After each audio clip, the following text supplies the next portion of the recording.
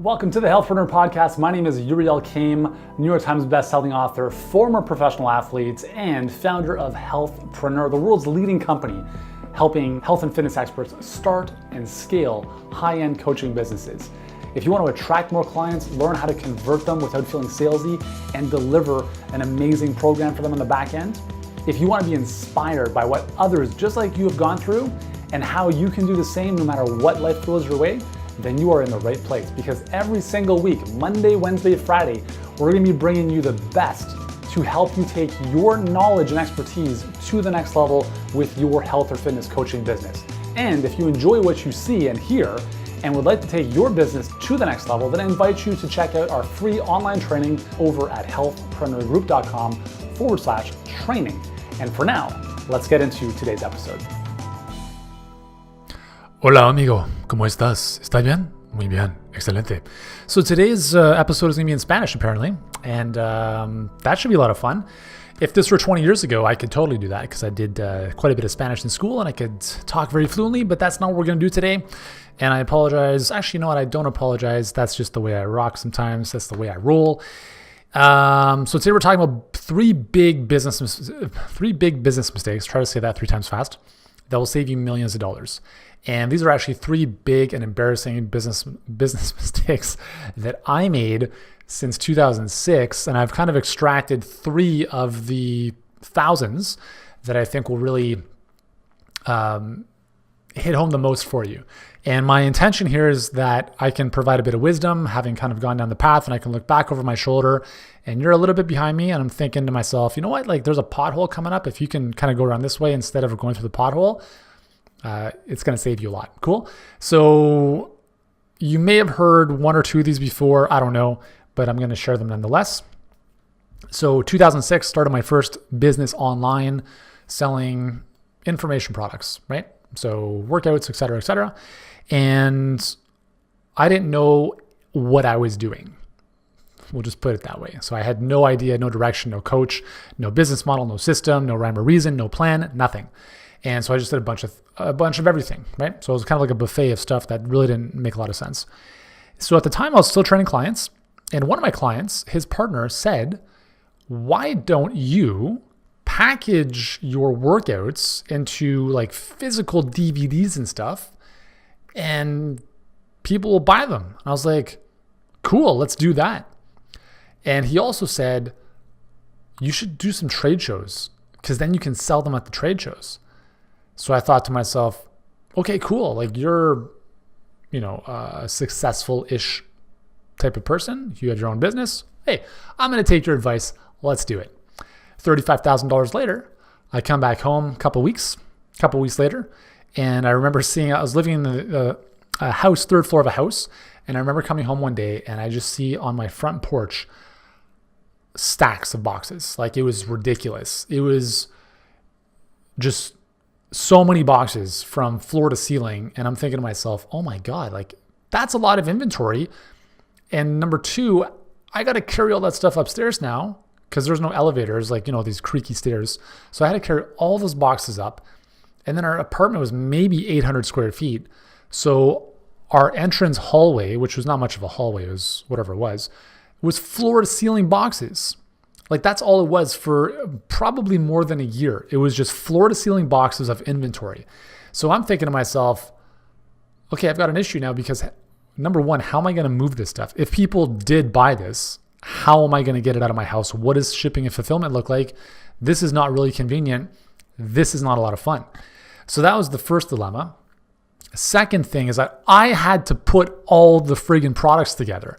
So one box was like the box itself, like the packaging, which was flat. So I had a, like you take like a cardboard thing that's like the cover for whatever product, and you've got to like unflatten it so it kind of like puffs out and you have all the sides. I don't even know if I'm explaining this properly. But anyways, I had to make the outside box, I had to turn a flat piece of cardboard into a box.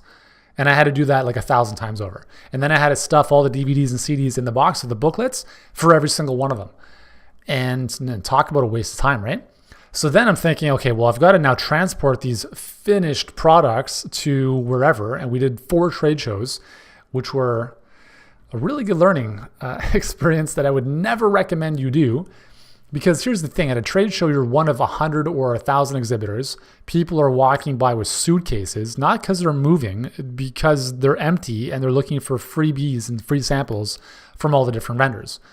And that was a really big rude awakening because I'd never done a trade show. I had no clue what the heck was involved. So we go to the trade shows. We had some of our workouts on display that they could listen to on their iPod. We had a pretty good setup. It was pretty cool. But again, we're asking people to work out. And these were like women's shows and health shows, and it wasn't like going to Paleo Effects. Okay, it wasn't like that at all. So long story short, spent about $35,000 in products, another 10 or 15 in trade shows, and we may have made who knows, a couple dozen sales. Right? It wasn't anything to write home about. So for the next 9 years, I had all of these boxes in my house. So we started off in the apartments. Okay. So I had floor to ceiling boxes in our whole entranceway. Got rid of maybe 1 or 2 of them. Then we still had like dozens of big, heavy boxes. We bought our loft in 2010, I think. Took all those boxes to the loft, put them in the storage locker, never touched them. Didn't sell them because I'm like, I got to send them to my fulfillment center in the States, which is going to cost me more than the value of the products themselves. So did that. Moved to our house out of the city when we moved out there. Took all the boxes again with us. Tucked them in our crawl space. Took up the whole crawl space. And then when we moved back to Toronto 4 years ago, took all the boxes back. And I remember the movers just piling them up in the garage. And I looked to my wife, Amy, and I said, you know what? This is ridiculous. I'm going to take every single one of these boxes to the dump, which was about 5 minutes down the road. So I packed up my car, did 2 or 3 trips, and I just threw them. I just tossed them in the dump. And I'm like, I don't even give a shit anymore. This is garbage. This is ridiculous. I'm holding on to this dead weight that I'm not doing anything with. I'm not even selling this stuff. What am I doing? So I threw all of the inventory in the garbage 8 years later. And so my big epiphany with that is don't do that. Okay. You don't need to, for number one, if you're going to do physical products, never have the stuff shipped to your house. Just have it done at a fulfillment center, which I didn't even know about at the time. So obviously we've done physical products since then, but I don't see them. Like they're in our fulfillment center and they get shipped out from there. And it's a lot smarter that way. Never package your own products. It's stupid. So it was a massive waste of time, massive waste of money. But the worst part is that I actually took out a credit line to that initial $35,000. And I had that credit line for almost 10 years. Like it was just sitting there. I didn't even want to pay it off. Like it was ridiculous. I must have spent, I don't even know, like it must have been close to $20,000 in interest. Like it's crazy. And yes, I mean, maybe I could have been more fiscally responsible with this and paying it off sooner, but it was just ridiculous. And I'm like, such a huge mistake. So if I come back to the lesson about this is number one, don't take advice from people who aren't already doing or have done what you want to do. Number two is you have to be really clear on your vision. Like you have to know what you're going to do before you do something. Otherwise you might get into something that you don't necessarily want to do. We've actually had this happen, I think 2 or 3 times with clients who they start with us and then like 5 months down the road, they're like, you know what? I actually don't want to be an entrepreneur. And I'm like, I don't care. That's your problem. Okay. And that's why we qualify people extremely aggressively, assertively, whatever, on the front end, because we're like, listen, this is going to be hard. If you have a change of heart 4 months down the road, that's on you. That's not on us. Okay. So that's your choice. There's no refunds. There's none of that nonsense, right? We're not going to give you a refund because you had a change of heart 4 or 5 months down the road. You have to be super clear about what it is you want to do. And if you want to work with us, cool. But if you're like, man, I'm not sure, we're not going to work with you. So that was a big lesson. It's just kind of like knowing what you want, getting the right kind of guidance, and don't listen to people who should not be giving you advice. And very often that includes your spouse. As I've mentioned in 1 or 2 YouTube videos, that are called Why Most Spouses Don't Support You. And it's a sad truth. Okay, so that was the first one. Second big blooper, second big mistake, because I've talked about this before, was 2009. kind of at the tail end of my 3-year struggle online, I had a great idea. I'm going to interview like a dozen or so of the most successful online fitness experts. And we're going to talk about how they've stayed in such great health and such great shape while building 6 and 7 figure businesses. I'm thinking to myself, who wouldn't want to know this stuff? Really, I just wanted to know that stuff. It wasn't even about anyone else. It was like, I just want to know this stuff. So I spent several months interviewing 13 experts, made a lot of big promises. I said, guys, this is going to be a huge launch. 7 figures. It's going to be the biggest launch the fitness industry has seen. So I put myself out there, befriended a lot of these awesome experts, and made a lot of big promises. So I spent probably about 3 or 4 months building this whole thing out, interviews, the funnel, the whole bit. And the night before we go live, I'm out to dinner with some friends. I'm like, guys, whatever you want, it's on me. Take your pick. Drinks, food, it's all good. And they're thinking like, dude, like, did you just win the lottery or something? Like, what's going on? And I told them what was going on the next day. And they're like, cool, man, that sounds awesome. I hope it all works out. So next day I jump out of bed like a kid on Christmas morning, run down to the Christmas tree, also known as my computer, open it up, check my stats, and 0, like nothing. I'm like, what the hell's going on here?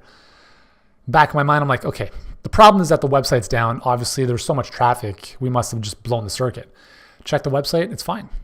Talk to our tech team or the tech guy who built out the site. I said, any issues? He's like, no, everything's good.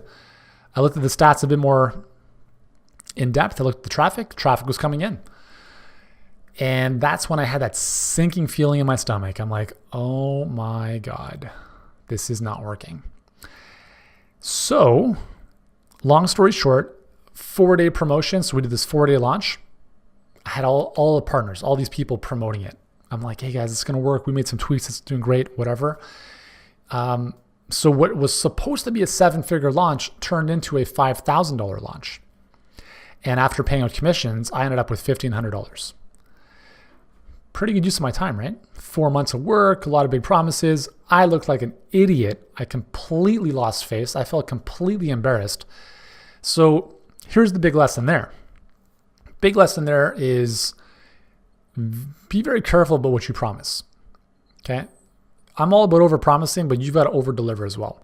And I was too naive and I was too inexperienced back then to make those types of claims. Number 2 is don't sell people things you think they need. Sell them what they want. I was selling motivation. That's what I was selling. I was selling interviews, which are essentially now known as a summit. I was selling interviews on kind of behind the scenes inspiration, motivation stuff. People don't care about that.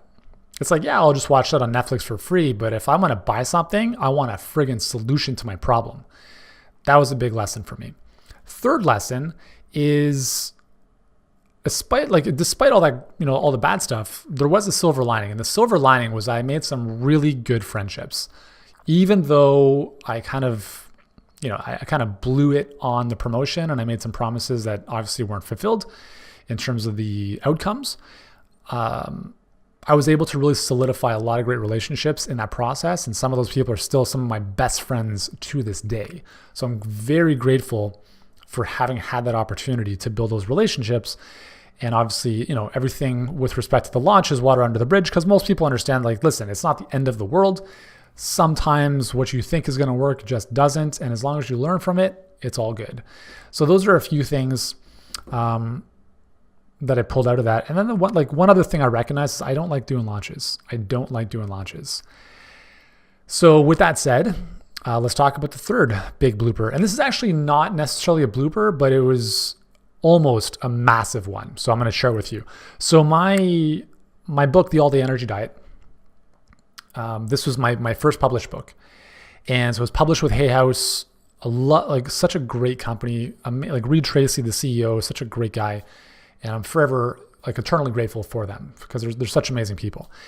So this is 2014. So now I'm built a 7-figure business, big following, good name in the space.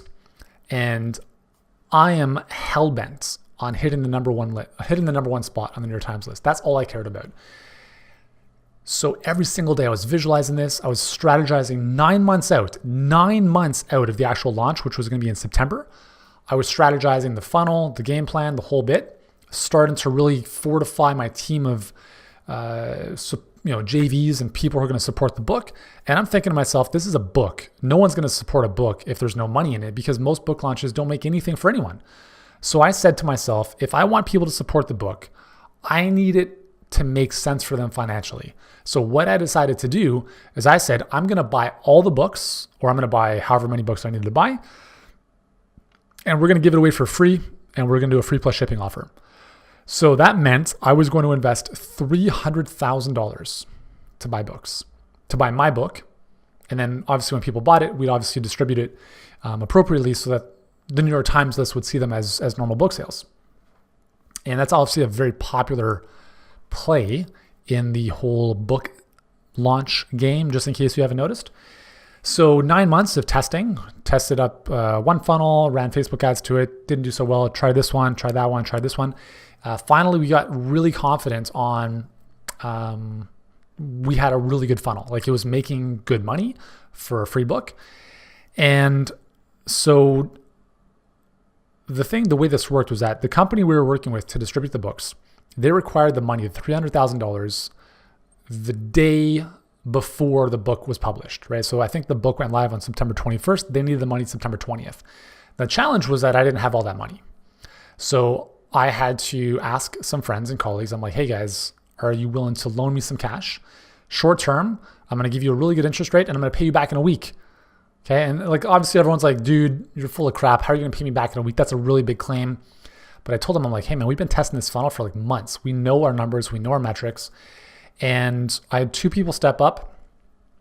One person stepped up and said, yeah, I'll front you the money and it's all good.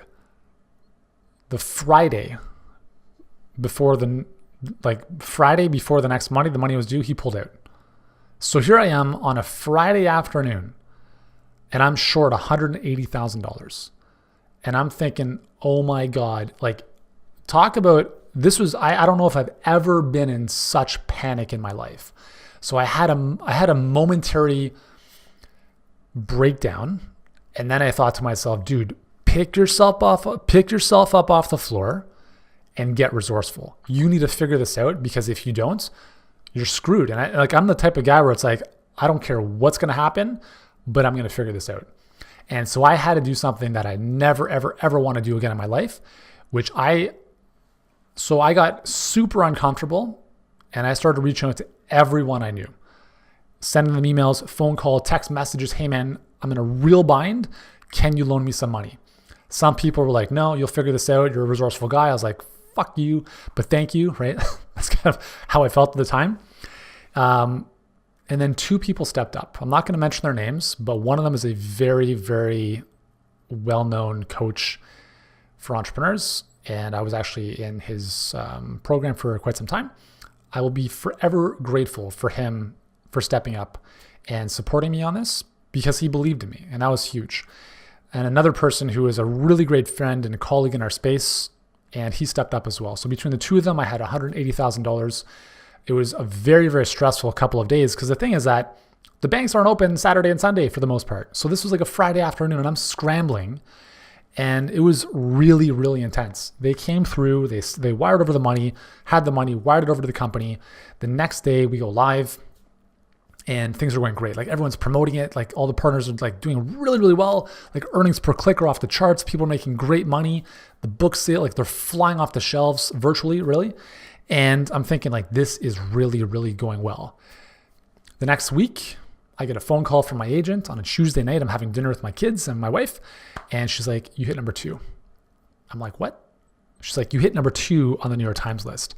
And I was like jumping for joy. And I was just like, who hit number 1? And she's like, Peter Thiel, 0 to 1. I was like, who's that? And then I figured out, oh, he's like the co-founder of PayPal, initial investor in Facebook. I'm like, okay, I'll give it to him, whatever. So that was kind of the journey of my book launch.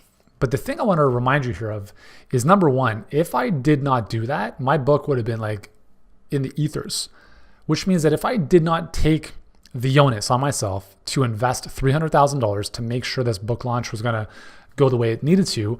Number one, the way most people do book launches, they don't have the cojones to do that. And I don't think you need to do that because I don't think it's a very good use of money or stress, right? Or risk. Because what if it flops? You're out $300,000. But the cool thing is that those two people that stepped up to loan me the money, I paid them back in 5 days. That was the most, the New York Times listing was awesome, but I was even more proud of the fact that I was able to, sorry, my dogs are going crazy upstairs because apparently someone's at the door. I was most proud of the fact that I was able to pay them back in 5 days, which was my initial promise, which was great. So, big lesson learned from 5 years prior when I made a lot of big promises and couldn't deliver. Now, because of my experience and wisdom, I felt more confident in the promises that I was making. So the thing here is that if you have a book, and most people want to write a book, and I tell them don't write a book because unless you have a massive platform, and I'm talking about I had the biggest people in our space support us. So all the people you see on TV, the New York Times bestselling authors, the big experts in the health and fitness space, they were all supporting this book launch. Now, if you don't have those friends, don't even bother, okay? Because it's not going to be worth your time. You need a massive amount of books to move if you want to hit the New York Times list.